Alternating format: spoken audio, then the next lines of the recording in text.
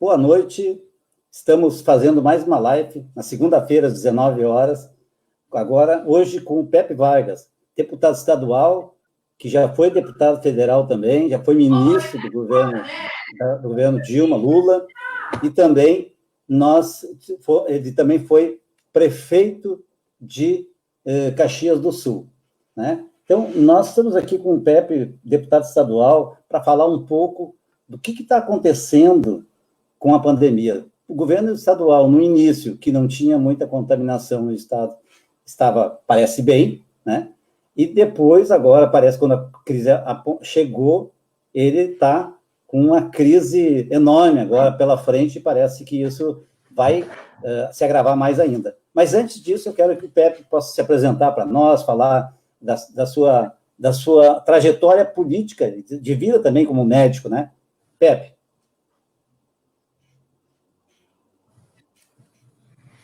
Bom, boa noite, Serginho, boa noite a todos e todas que estão nos assistindo. É um prazer estar aqui participar dessa live contigo, que é uma referência do nosso partido, não só em Alvorada, mas em toda a região metropolitana, no estado, enfim, companheiro que já teve a responsabilidade de dirigir a cidade, enfim, é um prazer, Serginho, estar aqui, né? Enfim, eu sou um militante, né, desde muito jovem, desde os 14, 15 anos, e antes ainda da existência do PT, e movimento estudantil, no primeiro momento, né, depois me formei em medicina, mas aí, quando eu estava na universidade, já coincide com o momento em que inicia o movimento pela construção do Partido dos Trabalhadores, em 1979, 80, né, e então quando eu me formo, eu já era um militante do Partido dos Trabalhadores há um bocado de tempo.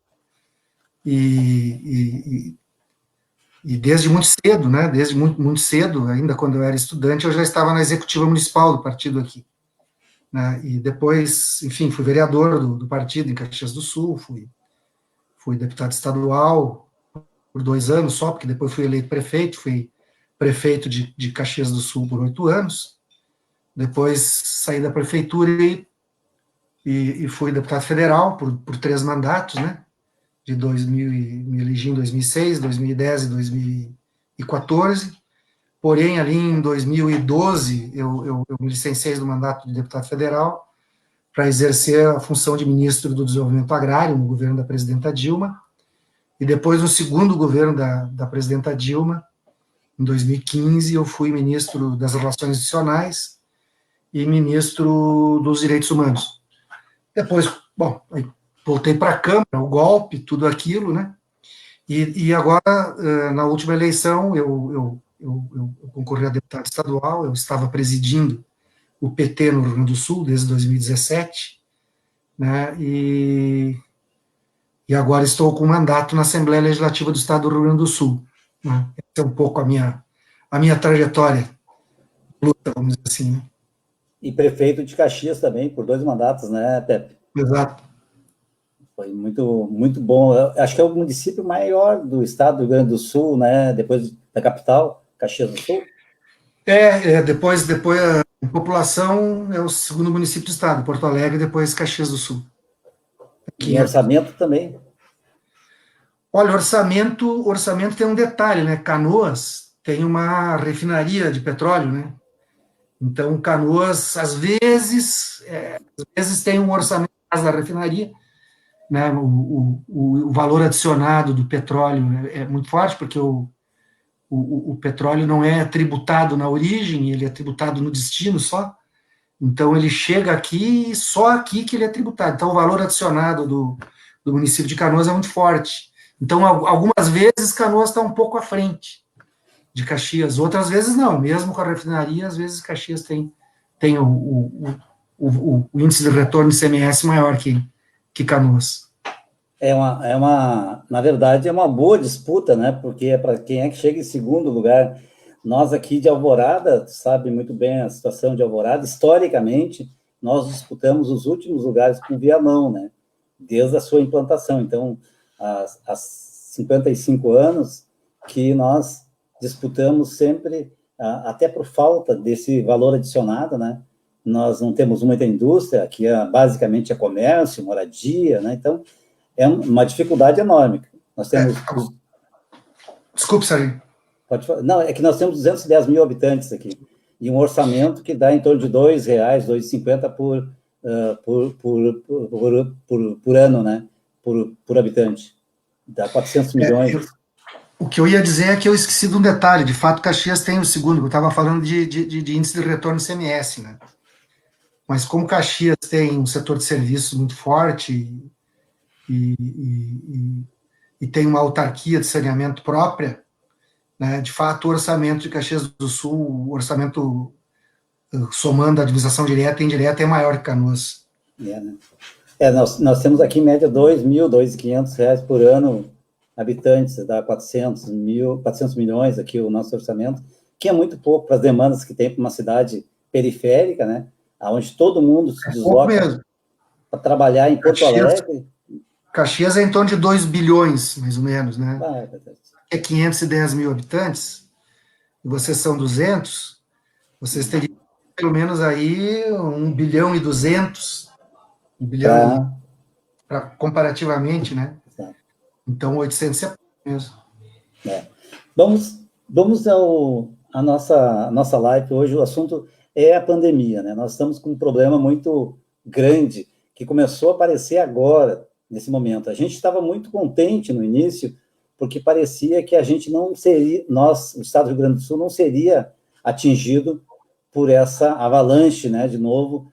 E eu estava ouvindo ontem a live que tu fazes semanal, e eu estava dando uma olhada, e tu falava uma coisa muito importante, que hoje os governos, até com essas próprias bandeiras, o critério, daí eu acho que tu vai poder falar mais, né, como ex-prefeito, como deputado que está acompanhando o governo Leite ali, e também como médico, né, essa classificação que eles fizeram, porque estão avaliando, eles estão colocando assim, as pessoas vão se infectar, vão precisar da hospitalização, precisar se cuidar depois disso, e muitos terão que ir para uma UTI, né? E a consequência disso, né? Então, o fato é que a gente tem que evitar que as pessoas se contaminem primeiro, depois que elas precisem ir para o hospital, ter toda a proteção. E tu falavas isso ontem, que é muito importante, eu gostei muito da tua fala, porque mostra tem outro olhar para cuidar da vida das pessoas.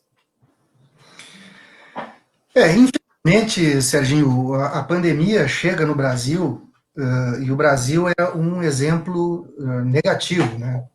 Se alguém quiser saber o que não se deve fazer para combater uma epidemia, olha o que o Brasil está fazendo. Quando eu digo o Brasil, é o Brasil inteiro, inclusive aqui no Rio Grande do Sul. Aqui tem um marketing que diz que aqui é diferente, que aqui a coisa está sob controle, e isso não é exatamente verdadeiro. Isso, inclusive, gera um comportamento por parte da população que minimiza o problema grave que é essa epidemia do novo coronavírus, né? O Brasil errou desde o início, né? Quando no dia 30 de janeiro, a Organização Mundial da Saúde fez o alerta de emergência internacional, né? Obviamente que já deveria se estar tomando providências.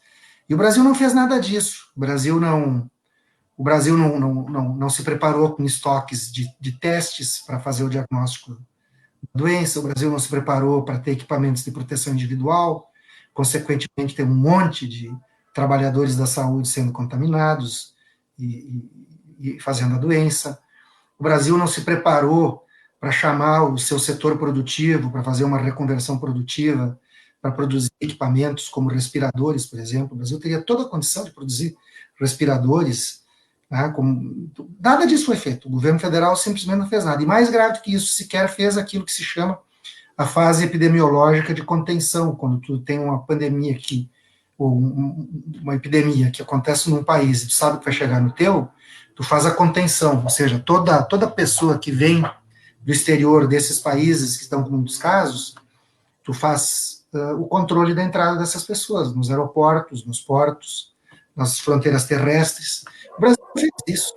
Qualquer um vinha da Itália, da China, Estados Unidos, de qualquer lugar, entrava aqui, nem recebia um folhetinho dizendo que tinha que ficar em isolamento por 14 dias, não era testado, nada disso era feito. Nós é que acabamos sendo bloqueados pelos outros, nossos vizinhos aqui, Paraguai, Argentina, Uruguai, é que fizeram bloqueio para que brasileiro não pudesse ir para lá, né? Então, errou ali, e, bom, não vou nem falar da postura do Bolsonaro, né, que é a contra-propaganda de tudo que deve ser feito, uma negação da doença, diz que era uma gripezinha. O Ministério da Saúde sequer entrega aquilo que eles fazem, tudo aquilo que o Mandetta disse que eles iam entregar, até agora não entregaram. Eles ficaram de entregar mais de 40 milhões de testes, foram 46 milhões de testes, se eu não me engano, não entregaram 4 milhões de testes até agora, ficaram de entregar, se eu não me engano, eram 16 mil respiradores, entregaram 1.600 respiradores, equipamentos de proteção individual também, o Ministério da Saúde não faz nada, uma vergonha o Ministério da Saúde. Isso que o general aquele foi lá porque era o cara da logística. O cara da logística não consegue entregar nada. É triste a gente dizer isso, mas é verdade. Não entrega nada. Bom, quando chega na fase de transmissão comunitária do vírus, se a fase de contenção poderia ter ajudado o vírus a não ter se disseminado muito, mas muito provavelmente entraria na fase de transmissão comunitária. Então, quando chega na fase de transmissão comunitária, precisava era uma estratégia de atenção básica à saúde, onde, através das unidades básicas de saúde, o programa Estratégia Saúde da Família, todos esses programas, e essas equipes conhecem nos seus territórios quem são as pessoas que têm as chamadas comorbidades, né?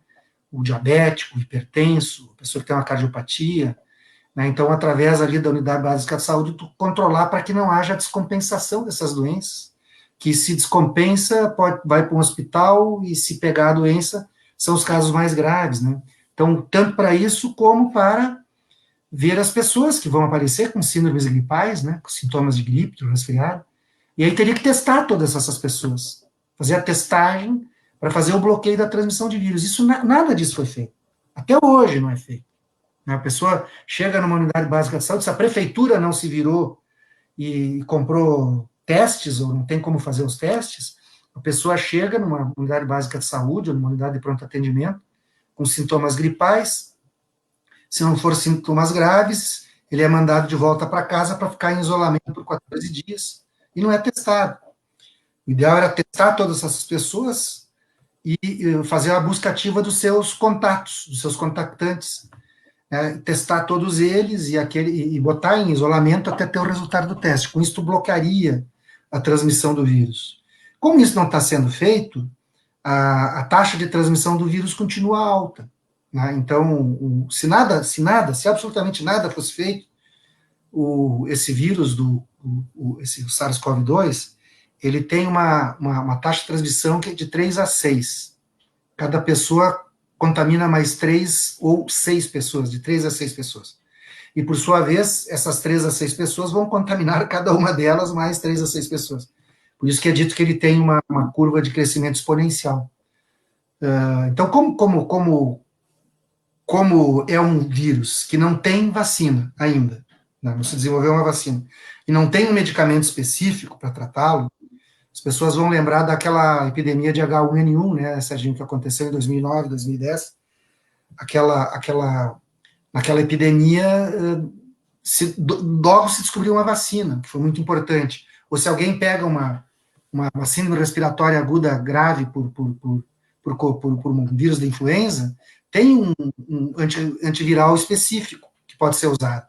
Mas esse SARS-CoV-2, o novo coronavírus, não tem nem medicamento específico e nem vacina. Então, a estratégia para enfrentar um vírus desse não é uma estratégia farmacêutica, farmacológica, melhor dizendo, ou medicamentosa. É uma estratégia, o principal é fazer o bloqueio da transmissão do vírus e fazer o isolamento social para ter menos circulação de pessoas, porque senão muita gente se contamina ao mesmo tempo e entra em colapso o sistema de saúde, né? Então, essa estratégia que deveria estar sendo feita. Isso não está sendo feito. Então, o que acontece? Nós fizemos aqui no Rio Grande do Sul um isolamento social entre dia 19 de março, quando o governo do estado baixou um decreto, dia 14 pararam as aulas. Dia 19 de março, teve decreto do isolamento social. E foi até 6 de abril. Ali em 6 de abril, o governador já mudou o decreto, né? E aí muitos prefeitos foram abrindo, foram flexibilizando, e a partir do dia 13 de abril, então, aí flexibilizou geral. E aí, é evidente, o que acontece? Tu não consegue puxar a taxa de transmissão do vírus para baixo de 1. Ele só vai reduzir o crescimento da curva quando a taxa de transmissão do vírus cair abaixo de 1. Isso que os países que tiveram mais sucesso fizeram. Eles fizeram um isolamento social bastante rigoroso, aproximadamente 60 dias a partir do 100º caso, fizeram 60 dias de isolamento, a taxa de transmissão do vírus caiu para baixo de 1, e aí a curva estabilizou e começou a decrescer. E aí, depois de 2 semanas de decrescimento sustentável do número de casos, do número de óbitos e do número de internações hospitalares, é que esses países começaram a fazer o chamado desconfinamento, começaram a pensar em sair. Aí que eles fizeram o seu distanciamento controlado. Aqui no Rio Grande do Sul, nós nunca tivemos a taxa abaixo de 1, nós continuamos com a curva crescente, o número de internações, o número de óbitos, o número de casos confirmados continua crescendo, e se resolveu fazer um modelo de distanciamento social controlado. Então, esse modelo de distanciamento, que é essa bandeira vermelha, bandeira laranja, bandeira preta, bandeira, né, verde, uma tentativa, copiaram o que outros países fizeram, adaptando para a realidade, não foi nada revolucionário, né? Os outros países também fizeram isso, com uma diferença: eles fizeram a partir do momento que a curva começou a cair. Aí eles saíram do isolamento. O grande problema, né, Serginho, aqui no Brasil, é como é que vai fazer isolamento social se as pessoas não têm garantia de emprego, de renda, de salário, né? Se for pegar outros países, os governos garantiram renda, salário, para as pessoas poderem ficar em casa fazendo isolamento. Aqui não. Aqui nada, nem o auxílio emergencial financeiro as pessoas, muitas conseguem acessar, muitas não conseguem acessar. Então, até compreensível que as pessoas queiram sair para trabalhar e coisa e tal, porque senão vão morrer de fome.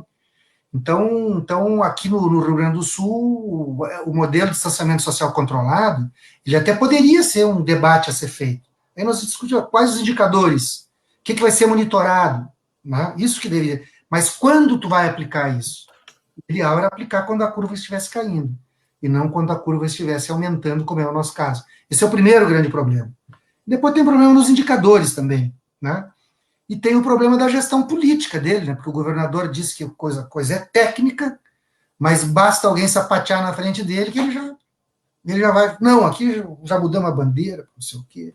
E aí vem com uma argumentação que sempre, a princípio, parece ser científica, mas não tem científica. Eles têm tomado decisões políticas ali, né? Porque eles já mudaram, inclusive, os critérios das próprias bandeiras com base a pressões políticas. Pegando esse gancho, antes que tu continue, hoje, por exemplo, nós não sabemos quem é a secretária estadual, o secretário estadual de saúde. É difícil tu ver uma manifestação da Secretaria de Saúde diretamente com as pessoas, com os funcionários, as orientações.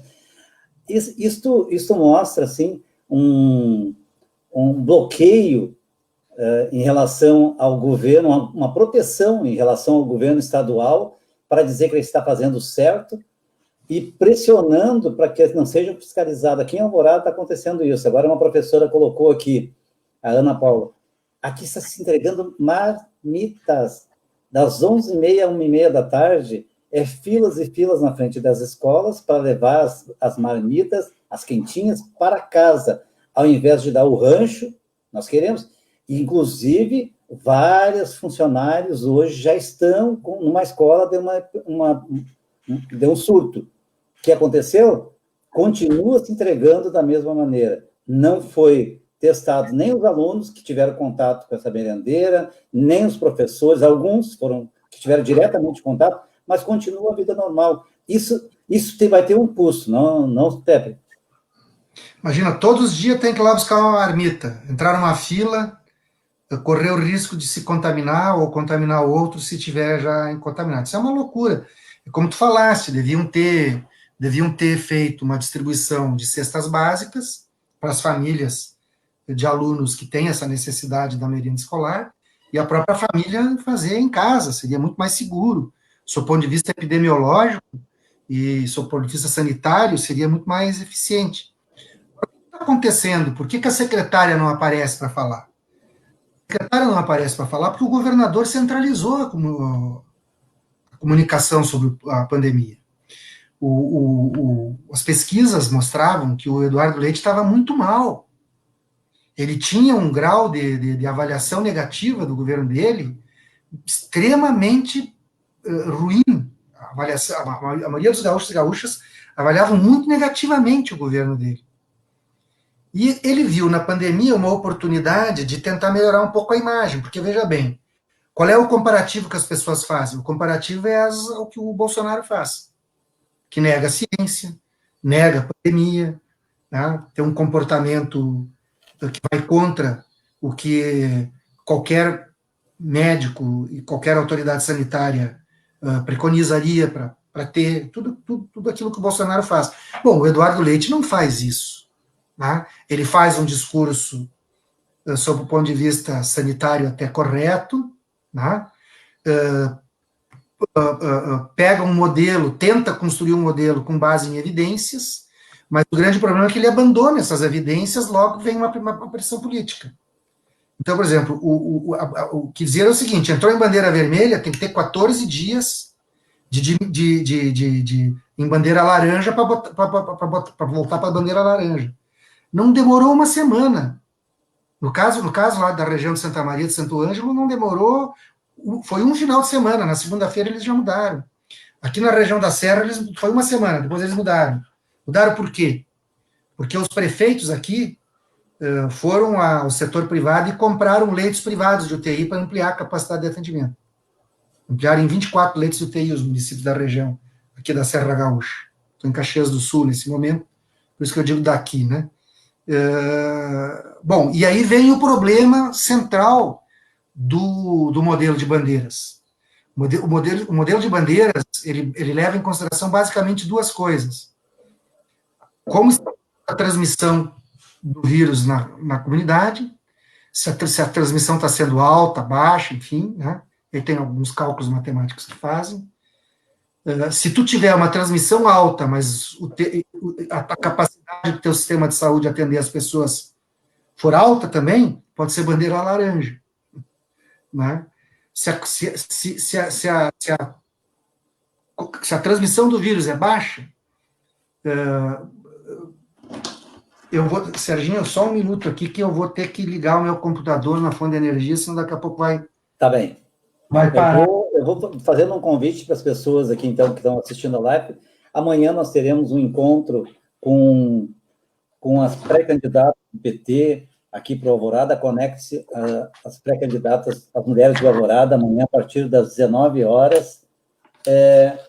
Nós também, na quarta-feira, estaremos falando com um colega nosso que está morando em Portugal e vai fazer vai conversar conosco sobre as políticas sociais que Portugal está implementando para combater o coronavírus, né? Combater essa pandemia. Então, a diferença de um país que se organiza e ataca a pandemia com políticas sociais, com recursos para as pessoas não ficarem sem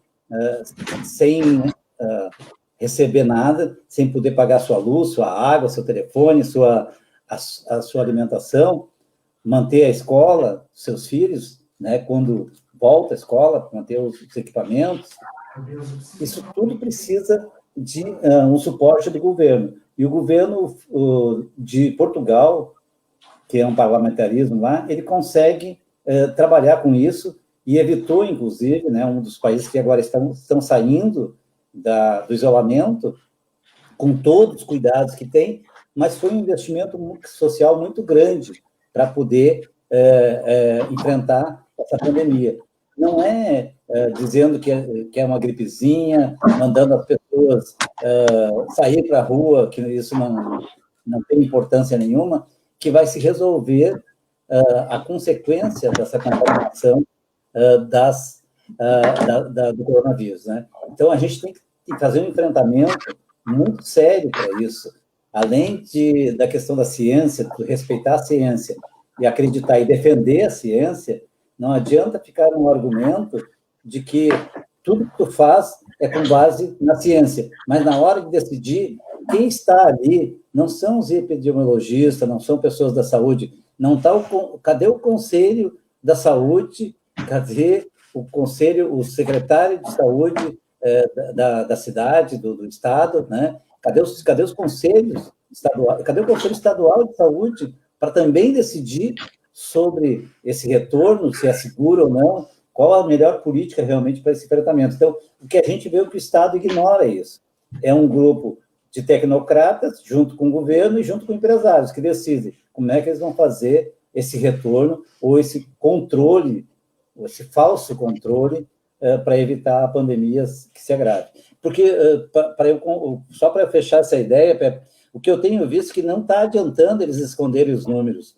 Tu falava, tu tem uma projeção de que ontem eu ouvi a tua live, que de cada caso, mais 6 ou 7 existem, isso é real, pelas pesquisas que estão demonstrando isso. Não adianta esconder, porque essas pessoas vão adoecer e vai aparecer mais cedo ou mais tarde. Eu queria que tu falasse sobre isso também. Por que o Conselho Estadual de Saúde não está envolvido ou não está se gerenciando também, junto com nesse comitê de crise que eles fizeram, para que pudesse evitar a piora da infecção das pessoas do coronavírus? Não, eles estão, inclusive, ignorando o que é o que o Conselho Estadual de Saúde diz. O Conselho Estadual de Saúde tem emitido notas e resoluções críticas ao processo, como está acontecendo aqui, né? O governador centralizou tudo, porque ele viu uma oportunidade de melhorar a sua imagem, né? E a secretária da Saúde não aparece, e o Conselho Estadual de Saúde não é ouvido. Aí ele diz que tem um comitê científico lá, que formou, que ele ouve, coisa e tal, e fica por aí, né?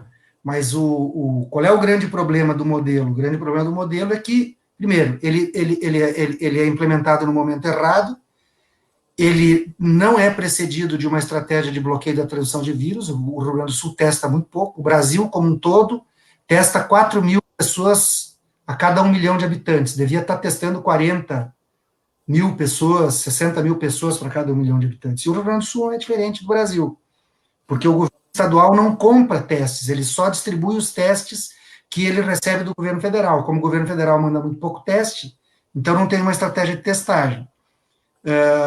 E ainda por cima, como eu estava dizendo antes, eles levam em consideração a transmissão do vírus, mas como é que é a transmissão do vírus se tu não faz testagem? Né? Então, um dos critérios das bandeiras é isso, o vírus, a transmissão do vírus, a taxa de transmissão é alta ou é baixa? Eles não podem dizer se é alta ou é baixa, porque não é feito teste nas pessoas que apresentam sintomas de síndrome respiratória aguda grave, né, ou síndrome gripal, não são testadas, né? Então tem uma subnotificação. Por isso que tem vários estudos epidemiológicos que mostram que tu pode multiplicar de 3 a 6 vezes aqui no Rio Grande do Sul o número de casos, e no caso do Brasil tu pode multiplicar de 10 a 12 vezes, né? Então o Brasil com certeza já é o país com maior número de pessoas, porque pouco, os Estados Unidos estão com 2 milhões e pouco de infectados, o Brasil passou de 1 milhão esse final de semana, né? Mas como aqui se testa muito pouco, nós devemos estar já com uns 8, 10 milhões de pessoas que pegaram a pandemia. E também há subnotificação nos óbitos. Esse ano de 2020 teve um número muito grande de pessoas que morreram por síndrome respiratória aguda grave, comparativamente a anos anteriores, sem que tenha sido feito o diagnóstico preciso de que tipo, qual foi a causa daquela síndrome respiratória aguda grave. Pode ter vários vírus, não é só o coronavírus, né? Vírus da influenza, parainfluenza, enfim, tem vários vírus. Mas não foi feito o diagnóstico. Está lá no atestado de óbito. Síndrome respiratória aguda grave. Mas não diz do que foi. Então, que outra doença pode matar tanto comparativamente a anos anteriores? A Covid-19. Então tem subnotificação de óbitos, tem subnotificação de... E aqui no Rio Grande do Sul também está acontecendo. tem subnotificação do número de casos. Então, esse é o problema. Aplica no momento certo, leva em consideração o número de leitos UTI, né?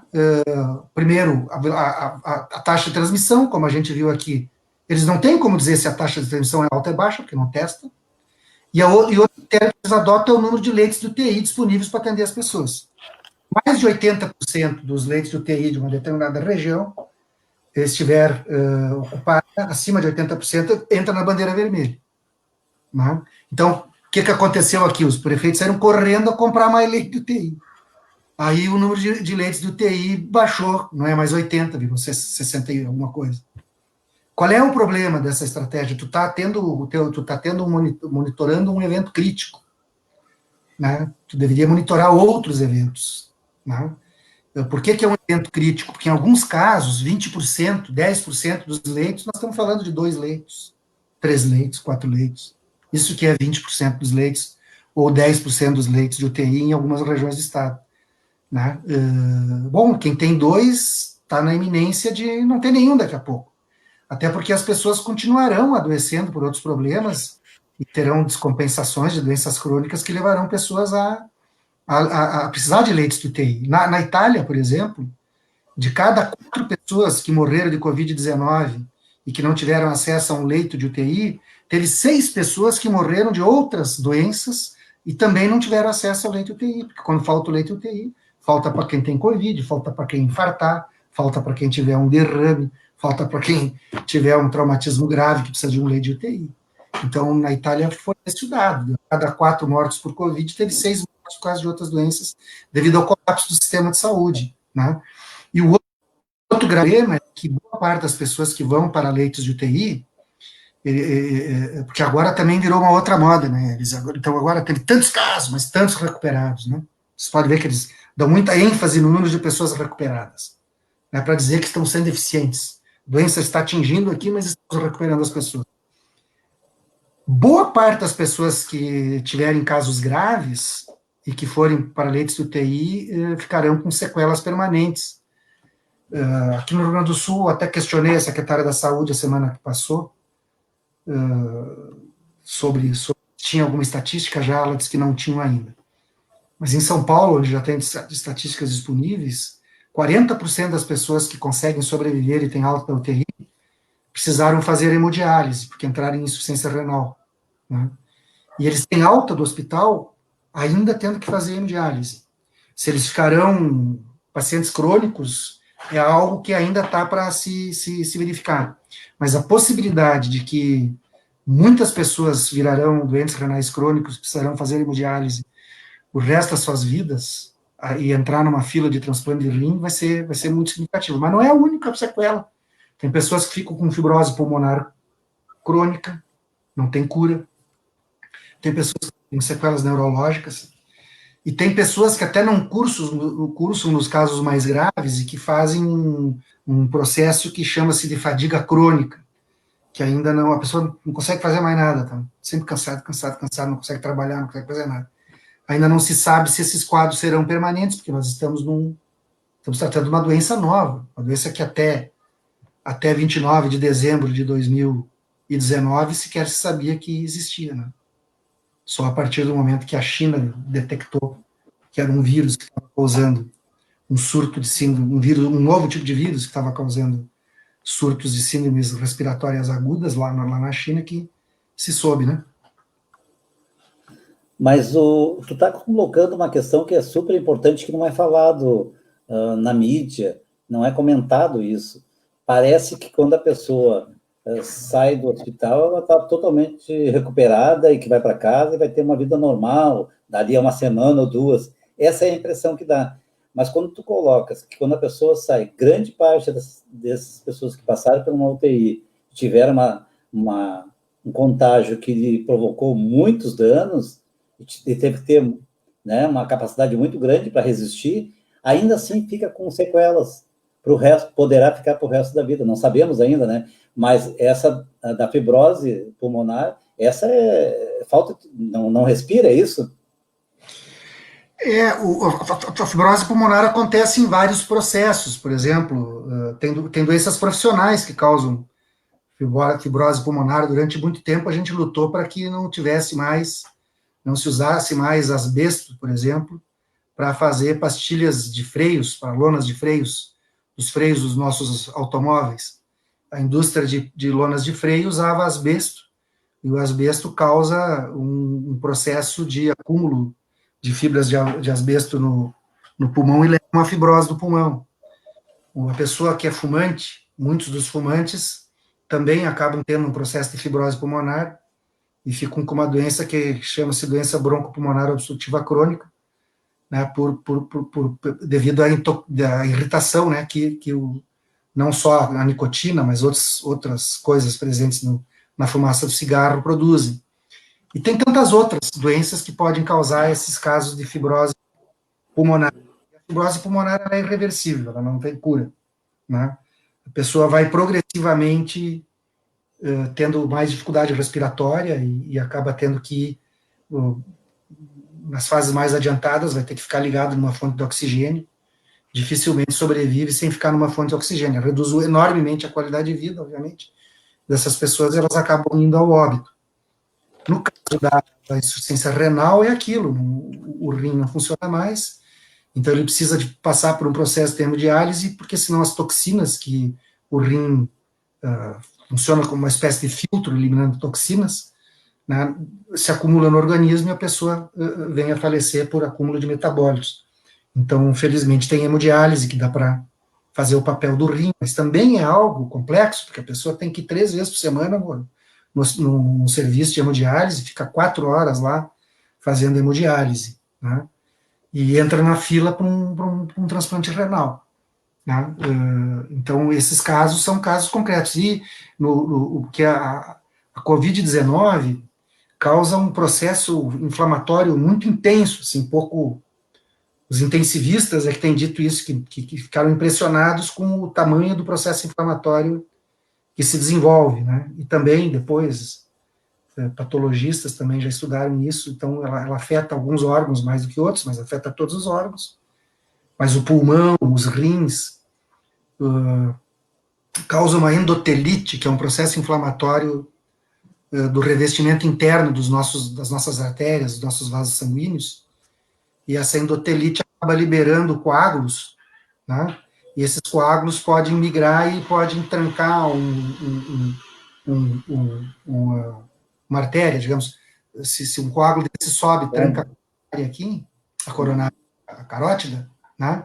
Pode subir, vai lá para uma artéria cerebral e gera a pessoa tem um AVC, um acidente vascular cerebral, um derrame, como popularmente se diz, né? Por causa do Covid-19. Então, tem pacientes que terão sequelas neurológicas. A mesma coisa acontece lá no rim, enfim. Então, tem pacientes que, de fato, e isso, inclusive, na pós-pandemia, irá ter impactos no sistema de saúde, né? Porque essas pessoas que ficarão com doenças crônicas precisarão de atendimento, né? Tomara que esses casos possam ter reversibilidade. Alguns desses renais, dessas insuficiências renais, pode ser que reverta, né? Mas pode ser que não, né? Pode ser que a pessoa fique o resto da vida tendo que fazer uma hemodiálise, né? Então está se brincando com coisa muito séria, né? Então essa história de dizer, leito de UTI, tudo bem, é importante ter o leito de UTI, mas quando a pessoa chega no leito de UTI é porque nós já estamos perdendo a batalha, né? Nós estamos perdendo. E em torno de 15% das pessoas que fazem Covid-19 cursam com um episódio, com uma forma mais grave, que é quando vem a síndrome respiratória aguda grave, né? Porque a pessoa começa a ter falta de ar e precisa ir para o hospital. E 5% precisa de leito de UTI e ventilação mecânica. Então, imagina, em torno de 20% das pessoas cursam casos graves. Né? Casos graves. Então, não é pouca coisa, né, gente? Mas aqui, Pepe, aqui em Alvorada, né, o prefeito deu uma entrevista a um portal de notícias aqui, dizendo que desde o início ele não, na verdade, não se importa se o comércio vai estar funcionando ou não. Inclusive, ele sugere que tem uma portinha nos fundos e que as pessoas continuam sendo atendidas pelos comerciantes. Esse despreparo, essa vontade de ouvir só um lado da sociedade. É importante, nós, como prefeito de cidades, né, que dependem muito do comércio, como o nosso, por exemplo, nós sabemos da importância do comércio e que aquela comunidade ali, se não tiver esse negócio ali, o seu pequeno negócio ali funcionando no dia a dia, e mesmo quando está funcionando alternadamente, assim, meio precário, também não tem lucro, né? Mas nós deveríamos, os prefeitos, os governadores, deveriam estar forçando que o governo estadual, federal, fornecesse financiamento para que esses pequenos pudessem sobreviver nesse momento, porque daí o trabalhador, né, o empreendedor, que ele mesmo é o seu patrão, ele tem que sair para vender o seu cachorro-quente, ele tem que sair para vender, para fazer entrega de casa em casa, ele vai ter que se expor, porque ele precisa de dinheiro para viver, para se alimentar. E o que a gente vê é que houve uma anestesia dos prefeitos e governadores nesse momento, de que a gente não está insistindo que tem que ajudar as empresas, que tem que ajudar os trabalhadores, e quando ajuda os trabalhadores, ainda é pela metade, ainda provoca, como foi o caso da Caixa, agora, pagamento de R$600, centenas de caixas, com milhares de pessoas, 10, 15 dias nas filas, quase sem proteção. Isso está provocando também essa atitude do governo federal, né? E esse descaso das pessoas que estão governando hoje, porque esse entendimento que a gente tem quando a gente até não precisa ser médico, não precisa ser uma autoridade no assunto, mas se tu parar um pouquinho para ouvir, tu vai ver a tua responsabilidade na vida daquele que tu não conhece, que são os moradores da cidade. Então, essa atitude dos prefeitos, né? Como a gente... eu fico pensando, se eu estivesse hoje na prefeitura, qual seria a minha atitude? A minha atitude seria de defender todos, né? E evitar que tivesse a contaminação. Eu nunca sugeriria para alguém burlar uma lei, por exemplo. Eu acho que isso é o mínimo que a gente quer. Mas, na verdade, a gente vê, tanto a nível... O governo federal, o Bolsonaro está sendo autêntico. Ele não acredita, ele diz para as pessoas saírem, e ele faz aquilo que ele diz. E ele sai sem máscara, ele faz... Isso dá um conceito, dá um currículo oculto para a sociedade que todo mundo pode fazer como presidente. O pior ainda é como o Dória, como o Leite, que diz, não, nós estamos obedecendo um regramento científico. Nós temos um comitê aqui que está decidindo. Mas, na prática, está fazendo a mesma coisa que o Bolsonaro, porque, na prática, não está fiscalizando, tem os critérios científicos, que, inclusive, agora, no sábado, era para ser bandeira vermelha em Porto Alegre, e o prefeito hoje disse assim, não, essa bandeira vermelha não é uma bandeira vermelha desbotada, que não é bem vermelha, era só para a gente se prevenir para não sair da laranja. Ele voltou atrás hoje. Então, isso é uma coisa que não pode ser admitido. Um gestor, uma pessoa com responsabilidade, usar a ciência para enganar as pessoas, que é o que está acontecendo hoje no Estado e em Porto Alegre, principalmente nas regiões metropolitanas, aqui na região metropolitana. A região metropolitana corre um sério risco de ter um colapso no seu sistema de saúde. A região metropolitana e a região da Serra são as duas regiões que correm o risco de terem um colapso do seu sistema de saúde. Se a gente for ver, Serginho, a região metropolitana de Porto Alegre e a região metropolitana aqui da Serra Gaúcha, elas têm somadas aí quase 80% do produto interno bruto do Estado e quase 80% da população. Então, são as duas regiões mais populosas. E são as duas regiões que e a região metropolitana de Porto Alegre recebe pacientes, Porto Alegre em especial, recebe pacientes de vários pontos do estado. E se entrar em colapso, vai ser algo né? Porque, enfim, vai faltar leito. Mas tu tocaste ali numa questão que é a questão central, a meu ver, né? As pessoas precisam de apoio socioeconômico para ficar fazendo isolamento social. É evidente, como é que um pequeno comerciante, um pequeno empresário, como é que uma pessoa que trabalha como autônomo, né, vai conseguir deixar de trabalhar e deixar de ser a sua renda ficando em casa, se o governo não dá apoio socioeconômico. E o Brasil poderia, e aí é o governo federal, mais do que os governos estaduais, porque o governo federal é que tem os instrumentos macroeconômicos na mão. O governo federal, nosso, deveria ter feito o que os governos federais dos outros países fizeram.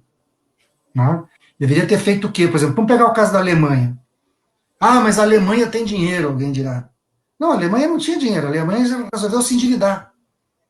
A Angela Merkel, a chanceler da Alemanha, resolveu, já junto com a equipe dela, que eles iam aumentar em 20% a dívida pública sobre o produto interno bruto deles. 20% aumentou a dívida pública alemã, porque eles tomaram a seguinte, eles partiram do seguinte pressuposto: se o governo não aumentar a sua dívida pública, as empresas vão quebrar, muitas empresas vão quebrar, muitas pessoas vão perder renda e as pessoas não vão ficar fazendo o isolamento.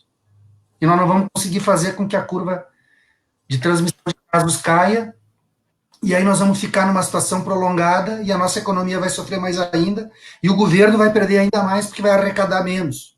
Então é melhor nós assumir desde já. Então o que eles fizeram? Lançaram títulos da dívida pública, emitiram moeda, fizeram o diabo lá. Né?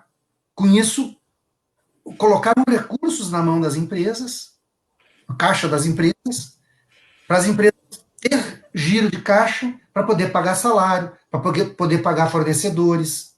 Tá? E com isso, as pessoas ficaram em casa. Então, lá na Alemanha, eles ficaram 50, 60 dias em isolamento, mas isolamento radical. Só serviço essencial é que podia sair. E ainda com restrições. Bom, com 50, 60 dias, a taxa de transmissão do vírus deles, ó, caiu. E aí eles começaram a fazer o distanciamento social controlado deles, vamos dizer assim, né? Com muito cuidado. Para quem gosta de futebol, foi o primeiro país a voltar. Campeonato de futebol, sem público. Mas tá. Aqui não, aqui o presidente não faz nada, diz que não é nada, o ministro da Economia diz que não, que ajudar os pequenos é jogar dinheiro fora, né? Todo mundo viu aquilo que ele disse, naquela reunião horrorosa lá, que ele só dizia um palavrão lá, aquela reunião ministerial. O ministro da Economia disse, não, ajudar os pequenos a jogar dinheiro fora. Então é isso, que microempresário, pequeno empresário, esse governo federal está se lixando para os microempresários e pequenos empresários. Então não tem alternativa. Então o coitado do comerciante lá fica desesperado. Ele vai querer abrir a loja dele. Então, bom, já que tem um decreto estadual, não sei o que lá, bom, então, no mínimo, tu cria as condições e cria protocolos para funcionar. É o que também muitos países fizeram, né? Tem protocolos para funcionar, né?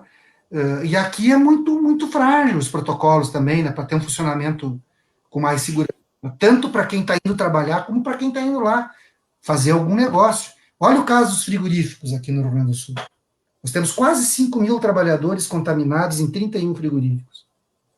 5 mil trabalhadores, porque são setores intensivos em mão de obra.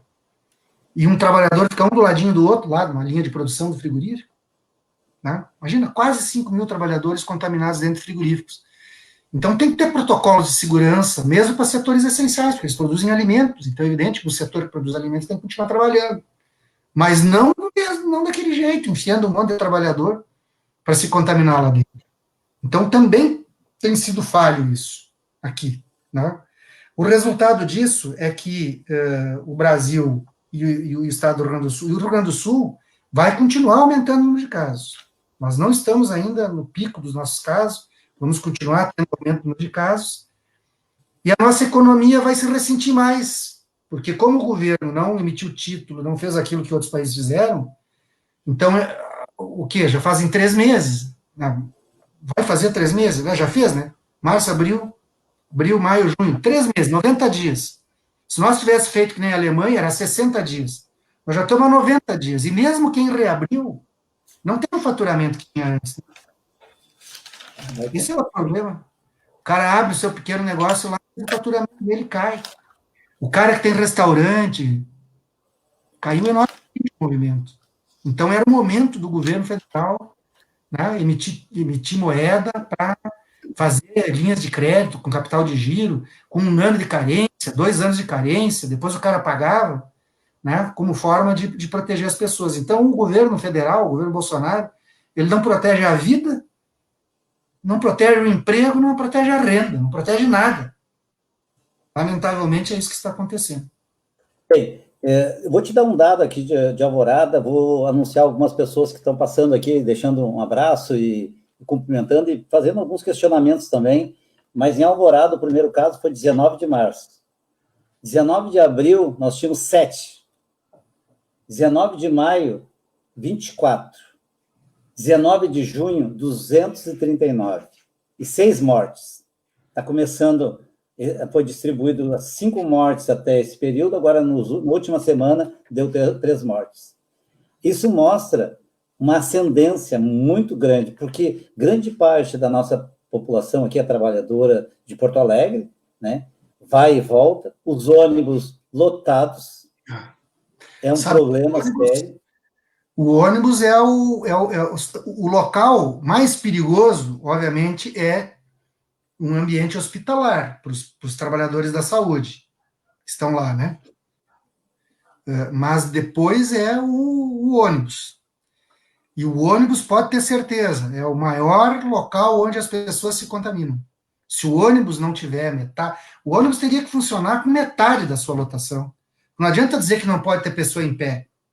Uma pessoa sentada num banco e outro lado do banco, não tem 2 metros de distância, né? Estão colados um no outro.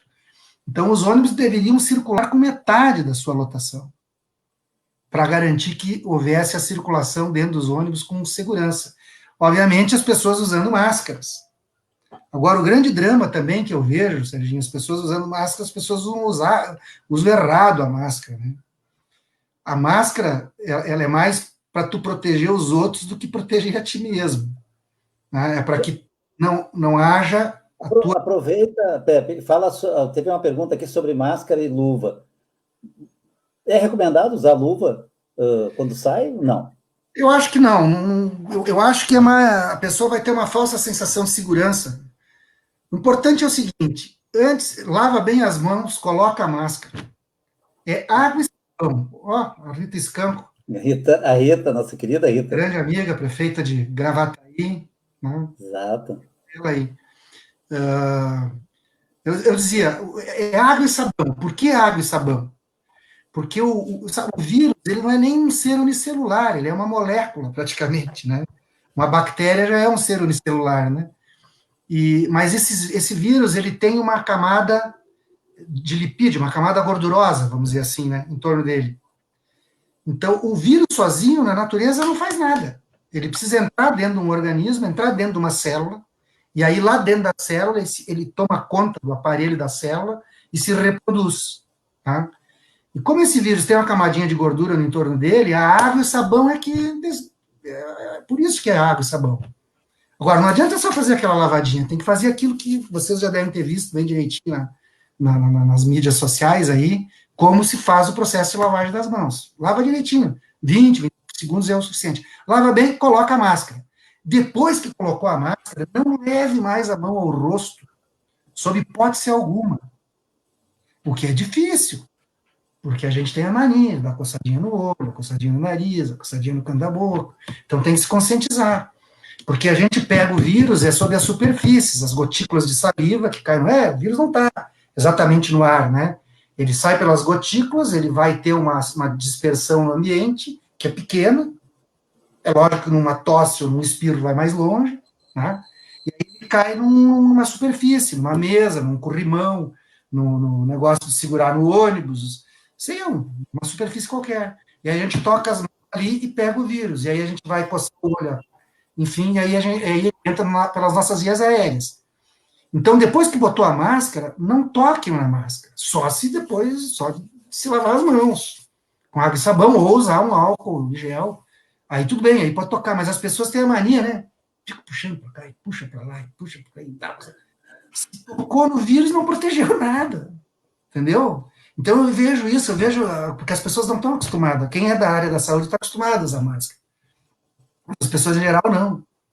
Então tem que ter muito cuidado com o uso da máscara também. Porque senão ela dá uma falsa sensação. E a luva também, eu não vejo necessidade de luva. Porque até tu tirar aquela luva, coisa e tal, tu vai te contaminar mais ainda, se já tem alguma coisa ali, né? Então é melhor tu estar com as mãos, mas ter presente, que tem que lavar frequentemente com água e sabão, não tocar no rosto sem lavar com água e sabão. E tem todos aqueles cuidados, deixar o sapato em casa, fora da casa, não levar para dentro, né? Todo um conjunto de cuidados que, se as pessoas cuidarem bem. Agora, tem gente que tem dificuldade para cuidar, esse é o problema. Por exemplo, imagina nas nossas zonas de subhabitação, onde tem muitas famílias que moram numa casa que tem um cômodo só, tem uma peça só. Né? 4, 5 pessoas moram numa casa que tem uma peça só. E aí um fica doente. Ah, ficou doente, não é caso grave, que precisa de hospitalização, fique em isolamento na sua casa. Como é que ele vai ficar em isolamento distante dos restos dos membros daquela família? Não vai ficar. Então ele vai contaminar toda aquela família. Isso é uma outra coisa que o governo do estado não fez absolutamente nada, e as prefeituras eu não vejo fazendo isso também. Eles deviam ter pego locais, pode ser até uma escola, um ginásio de esportes, até um hotel que está parado, sem ninguém indo lá, aluga aquele espaço, e cria uma estrutura para a pessoa ficar fazendo a quarentena dela lá que ela precisa fazer. Daí não vai contaminar o resto da família. Teve países que fizeram isso. É para aqueles casos que é coronavírus, não é grave, não precisa de hospitalização, mas ele tem que ficar fazendo isolamento. Muitas pessoas vivem em subhabitações, contaminar a família inteira. Então deveria ser providenciado isso também. Isso acontece aqui em Alvorada. A orientação da Secretaria de Saúde aqui é que a pessoa que está com sintoma, que não faz o teste, primeiro, tu tem sintomas, mas não está com falta de ar, não está grave, manda voltar para casa e ficar se resguardando, se protegendo para não transmitir para os outros. Essa é a orientação. Imagina que a pessoa que trabalha foi no posto de saúde, chegou lá e disse, não tem teste, os teus sintomas é parecido, não dá para identificar, nós não vamos fazer teste, volta para casa, fica em casa. A pessoa vai ficar em casa? Ela no outro dia vai trabalhar, ela vai... Bom, se o correto seria o seguinte, essa pessoa deveria ter sido testada pelo RT-PCR, não o teste rápido, né? Porque ela está sintomática, então faça o RT-PCR e vai para isolamento, isso está correto. Né? Mas já todos os seus contatos têm que ser alertados e deveriam ficar em isolamento também. E aí precisa pegar os dados dessa pessoa, né? Porque hoje em dia todo mundo tem um celularzinho, um smartphone, coisa e tal. A unidade básica de saúde deveria fazer busca ativa, ligar para a pessoa, enfim, coisa e tal. Mas a ideia não é essa aqui, viu? É dispensar a pessoa, se ficar mal, eles encaminham para o hospital. Essa aqui é a ideia deles. É por isso que eu disse no início, né, Serginho? Se alguém um dia quiser ver como não se combate uma epidemia, o Brasil está fazendo.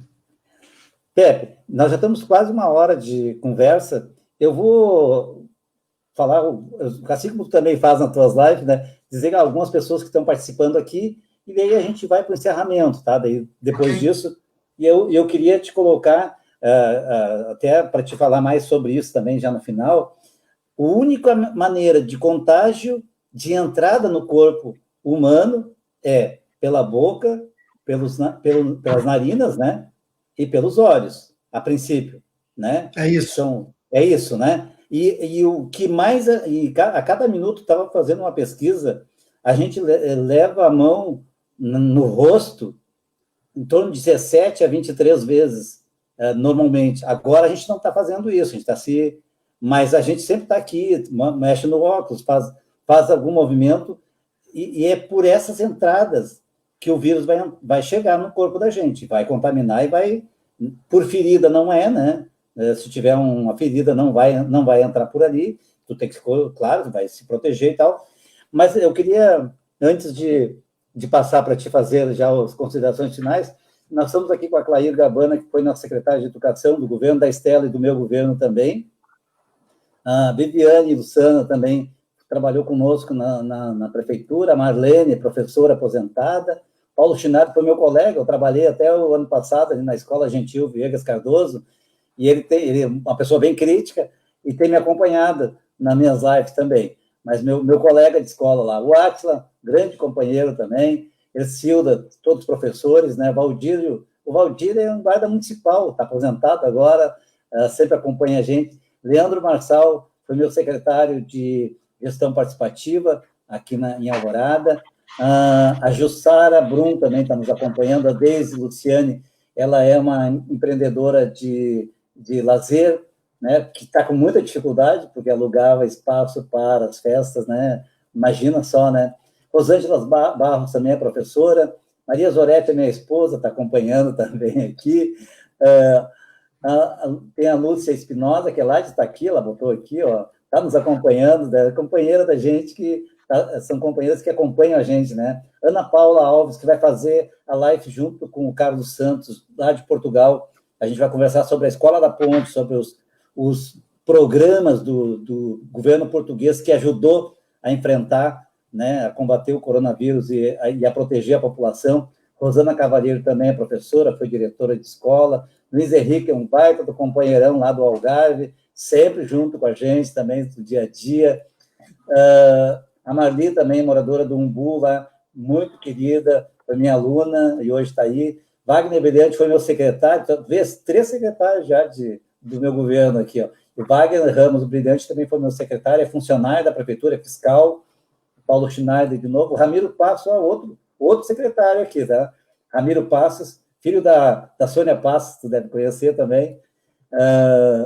E assim por diante. Daí nós temos mais a Eloá, que é chefe de gabinete, chefe da campanha, na verdade, da pré-candidata Cristiane Schum.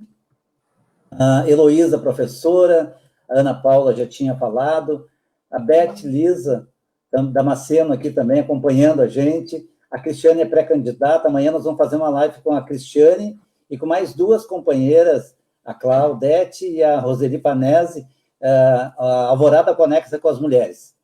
Bem legal, acho que vai ser bem legal. A Rita, nossa querida ex-prefeita de Gravataí, ela também amanhã tem uma live com a Estela e com a Rose, lá em Gravataí, né? Ela vai estar conversando com o pessoal. Então, eu queria que tu pudesse ir fechando sobre esse desmonte que o governo Leite está fazendo na educação. Também está acompanhando aqui nosso diretor do IFE. Se tu já estivesse lá, o Sim. Fábio Marçal está nos acompanhando aqui nessa live. Obrigado. Nós tivemos lá conversando. Quando eu era deputado federal, eu fiz algumas emendas ali também. Isso, o Instituto Federal, né? Se lembra que estava lá e deu uns barulhos em volta, a gente ficou preocupado. Acho que não lembra bem, mas são coisas que acontecem, né? Mas lá está muito bem, viu? Nós estamos agora já com um curso superior lá funcionando, viu? No Instituto Federal. Um grande, quero te falar aqui, né? Nós fizemos a UPA aqui, não conseguimos o recurso para abrir, tu sabe? Como prefeito, a dificuldade de uma cidade como a nossa, como eu te coloquei aqui, abrir uma UPA. O governo que está hoje aqui disse que ia abrir de qualquer maneira. Não abriu. Abriu um posto de saúde. Ele transformou a UPA toda equipada num posto de saúde. Mas na campanha eles diziam que ia abrir. Eu dizia, não dá. E eu não abri para não deixar uma situação que ele não teria mais o que fazer, né? Então, eu deixei para a gestão dele fazer, ele não fez. Eu fiz 3 postos de saúde aqui, viu, novos, também do programa da Dilma, logo lá em 2013, a gente buscou, os médicos cubanos estiveram para cá também, eram 19, chegamos a ter 19 médicos cubanos aqui, para te ver a falta de médicos que a gente tinha aqui em Alvorada, né? Então, esses investimentos a gente fez. E a gente trouxe o Instituto Federal, que fez uma parceria, inclusive, de formação, porque o nosso instituto aqui, a gente fez aquele tripé, né? Viamão ficou com a agricultura, Gravataí ficou com metal mecânica e nós com serviços e cultura e a área da saúde. Foi essa estratégia na região do Instituto Federal aqui, né? O perfil do nosso aqui é de serviço. E ele também fez muita formação junto com o GHC com os nossos funcionários da prefeitura aqui na área da saúde. Então, para te ver que a gente trabalhou muito, hoje a gente percebe o quanto é importante se investir na educação, na saúde. Eu fiz 2 e-mails também aqui, consegui 2 e-mails, deixei 12, o atual prefeito perdeu já todos os recursos, agora já até acabaram com o programa, né? Então, essas dificuldades que a gente tem aqui em Alvorada, com todas essas dificuldades, ainda essa pandemia atacando. Eu imagino o ano que vem, nós temos a nossa pré-candidata Estela, que é a nossa candidata aqui, que deverá, se Deus quiser, né, e o povo votar também, né, deverá ganhar a eleição. Nós teremos uma dificuldade muito grande o ano que vem, viu? Se esse ano, com esses recursos extras que o governo federal deverá mandar ainda para os municípios, que aqui a Alvorada vai receber em torno de 30 milhões, imagina o ano que vem sem nenhum aparato, né, amparo de recursos que possam estabilizar o orçamento da prefeitura. Mas eu queria que tu fizesse um fechamento sobre esse desgoverno que não cuida das pessoas, né, esse desmonte. Tu pode também falar sobre o desmonte que o governo estadual fez, tirando salário de professores, descontando greves, não pagando em dia, e a campanha dele foi aquele vídeo, né, o do Sartori, que é que é daí de Caxias. Ele disse que era para buscar no tumeleiro o piso, né? Esse não, ele disse que ia pagar. Em um ano, ele pagaria em dia o salário dos professores. Até hoje, não está em dia, vai ficar pior ainda. No dia a dia, está ficando pior o salário. Eu queria que tu pudesse fazer um fechamento também sobre essas questões também, Tiago. A política econômica que o governador Eduardo Leite defende é a mesma política econômica que o Bolsonaro e o Paulo Guedes defendem. A realidade é essa. É essa visão de que o papel do poder público é vender o patrimônio, atacar o serviço público, os servidores públicos, usando uma tentativa de passar para a população um senso comum baseado numa mentira, que como se os servidores públicos fossem verdadeiros marajás, né? Até tem setores do serviço público que têm salários elevados e ganham acima do teto. Não deveriam, mas ganham. Mas essa não é a realidade da maioria dos servidores, né? A maioria dos servidores estão, ainda mais no estado do Rio Grande do Sul, né? 80% dos servidores do estado do Rio Grande do Sul são professores, professoras ou brigadianos, né? Os brigadianos até estão com uma situação salarial melhor, mas os professores e professoras estão indo para o 6º ano sem reajuste salarial e com salários parcelados. Boa parte deles tiveram que fazer créditos consignados, estão endividados, boa parte do que recebem já vai para pagar o crédito consignado que fizeram. Uma situação desesperadora, e defende esse programa, né, que além de prejudicar servidores que menos ganham, ainda acabam prejudicando aqueles setores da população que precisam dos serviços públicos. Quem é que precisa da escola pública? Quem é que precisa da saúde pública? São aquelas pessoas que não têm dinheiro para comprar um plano particular de saúde, pagar uma escola particular para o seu filho, ou seja, a imensa maioria da população. Então, o grande problema é esse. É um desmonte total do setor público brasileiro, um ataque muito grande à maioria das categorias dos servidores públicos que ganham muito pouco, e o pior é que isso não resolve o problema e ainda estão nos jogando no maior buraco que o Brasil já entrou na sua vida. A recessão será brutal aqui no Brasil, né? Brutal. A não ser que o Paulo Guedes mude a política econômica, né? Mas brutal, né? Nós vamos ter muito desemprego, a miséria vai aumentar, infelizmente, né? Eu gostaria de estar errado, mas infelizmente acho que não estou, né? E consequentemente, né, as prefeituras terão enormes dificuldades. Eu acho, Serginho, que os prefeitos que vencerem as eleições agora, pelo menos aqueles que têm compromisso com o povo, vão ter que priorizar, né, a saúde, a educação e a assistência social. Essas 3 áreas, para mim, são fundamentais. A saúde, a educação e a assistência social, né? Bom, e lutar para que tenha uma nova política econômica, para que o país volte a crescer, para gerar emprego, renda, para distribuir renda.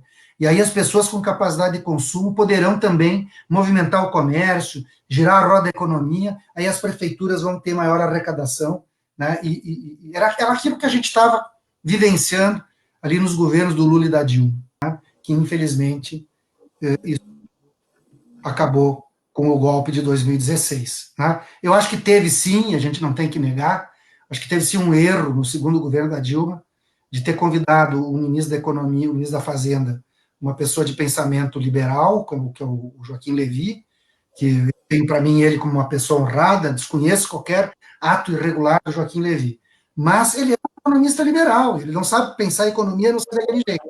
A Dilma até percebeu isso, em dezembro de 2015 ainda, né, trocou, mas daí em abril já veio o golpe, né? E, consequentemente, não deu tempo do novo ministro da Economia fazer a volta para a gente ter, de novo, um programa desenvolvimentista. Então, muito, muito grave tudo isso que está acontecendo, e as prefeituras, né, que assumirem, as que tiverem compromisso com o nosso povo, com certeza vão ter que priorizar essas 3 questões que eu falava. Foi um prazer a gente participar da live aqui contigo, dar uma boa noite para todos e todas que nos acompanharam aqui. Não, eu que agradeço mesmo, assim, pela disponibilidade. A gente ligou para a tua assessoria e prontamente o pessoal se colocou à disposição. Eu acho que é super importante a gente poder conversar no dia a dia, né, e mostrar outros lados que poderia ser diferente. Se tivesse governos alinhado, comprometido com o povo mesmo, com os trabalhadores, teria outra postura em relação ao que nós temos tido hoje, né? Teria menos gente morta, né? Não teria 50 mil, não teria esse monte de gente que a gente não sabe a consequência. Ali uma colega ainda perguntava aqui, a Cristiane, se já teve mutação do vírus. Pelas informações que a gente tem, não se sabe ainda, né? Não tem, só para confirmar, Pepe, não há nenhuma afirmação disso, né? O que tem é a chamada segunda onda, lugares onde tiveram o surto mais forte, começou a ter queda do número de casos e começou a ter novos casos aparecendo. Isso mostra que mesmo depois que o pior momento passa, é preciso ter muito cuidado. Inclusive na China, né? Agora há poucos dias em Pequim, eles tiveram que isolar lá toda uma parte da cidade, algumas escolas pararem de funcionar novamente, porque teve um novo surto, né? Porque esse é o problema, enquanto não se tiver o desenvolvimento de uma vacina, não terá uma resistência do ser humano, nós não temos uma resistência natural a ele, né? Tem inclusive um debate se a pessoa que faz a doença, se ficará com imunidade permanente ou não, isso também não se sabe ainda, né? Mas e tem um outro problema, que é até bom a gente tem que falar, porque é bem assustador pensar isso, né? Até hoje nós temos doenças virais que não têm vacina, né? A dengue não tem vacina, a AIDS não tem vacina, são vírus. A AIDS ainda que se desenvolveu medicamentos que dão efetividade no tratamento, né? Diferente do que lá no início. A dengue é uma doença endêmica. Volta e meia dá um surto de dengue, né? E se não se descobrir uma vacina para o SARS-CoV-2, esse aí, nós teremos uma nova doença endêmica, que volta e meia poderá aparecer um vírus. O assustador nessa doença são os casos graves, né? Ele cursa com casos graves, e inclusive com gente jovem, né? As pessoas, enfim, ainda é cedo para dizer, mas tem muitos estudos, né? Muitos estudos Claro. sendo feitos. Esperamos que se tenha uma vacina. Eu acho que a humanidade tem, em cada século passa, às vezes 100 anos, aí tem uma grande revolta, né, contra o ser humano, né, porque lá em 1920, quando deu a gripe que não era espanhola, que era americana, também houve uma grande preocupação, um grande número de mortes de pessoas, né, que pegaram a doença, né, o vírus da vacina da gripe espanhola, que não era espanhola, né? E hoje nós estamos nesse mesmo momento. Avançou muita coisa, mas nessas questões, né, numa doença causada por vírus, é a mais difícil de ser tratada, porque não é só uma doença que ataca o ser humano, ataca a economia, ataca as estruturas, relacionamento das pessoas. Com certeza, Pepe, nós não voltaremos a ser o que nós éramos antes, vai ser tudo diferente. E se alguém não mudar, é porque não aprendeu nada, né? Então, quero te agradecer muito a oportunidade de conversar contigo, muito bom a gente ter essa oportunidade de ter uma esperança, na verdade, né? Nós temos eleições, e eu acho que a política está decidiu a morte de 50 mil pessoas, poderia ser muito menos, se nós tivéssemos um governo responsável, que não atirasse tudo para cima, e que pudesse conduzir a população para um conceito de proteção que não é esse que está sendo colocado, não só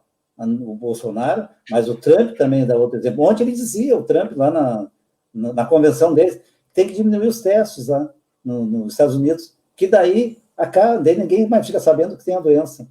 Ele dizia ontem, vai diminuir os testes.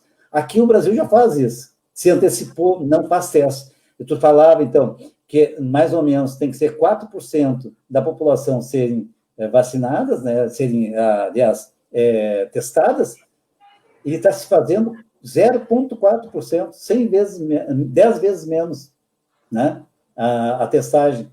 Por isso que não aparece tanto, e quando aparece, as UTIs são todas preenchidas. Outro dado que eu queria que tu só para me confirmasse, 80% é demais, é um índice muito alto para se considerar, para se ter um patamar, dizer assim, agora está com dificuldade nas UTIs. O certo é 60%, 65%, né, numa situação normal. O ideal seria isso, para tu não ter na vigência de uma epidemia, que tem casos graves que a gente tem que pensar que vai continuar tendo pessoas indo para os hospitais, indo para a UTI por causa de outros problemas. Claro. E nós temos um problema aqui no Rio Grande do Sul, que é um número pequeno de leitos de UTI para o normal. A Organização Mundial da Saúde preconiza que tenha de 1 a 3 leitos de UTI em situações normais. Nós aqui, em plena pandemia, não temos 2 leitos de UTI, mesmo com o aumento do número de leitos de UTI, mas numa pandemia, né? Então, nós temos um surto epidêmico e o número de leitos de UTI não é suficiente para fazer frente a tudo que está acontecendo. De fato, é muito perigoso. Eu quero te agradecer mais uma vez. Muito obrigado, Pepe. Voltaremos a conversar com certeza. Se tu estiver na prefeitura ano que vem, eu vou lá te visitar, com certeza também. Gostaria muito de te encontrar de novo. Nós estivemos lá em 2000, fazendo campanha contigo no segundo turno. Tem muita gente que veio nos ajudar aqui. Estaremos aí. E aqui na Morada também tem segundo turno, tá? Eu me comprometo, tu sendo candidato aí em Caxias, nós estaremos contigo, né? Tomara que tu ganhe no primeiro turno, né? E a gente possa voltar a cuidar das pessoas, cuidar da vida das pessoas. Obrigado, um abraço para ti. Um abraço, uma boa noite para todos e todas. Tchau. Obrigado, tchau. Só queria convidar ainda o pessoal, amanhã nós temos a live com as mulheres candidatas, e também, na quarta-feira, nós estaremos com Carlos Santos, com uma live sobre Portugal, como é que o governo português tratou da pandemia com políticas sociais.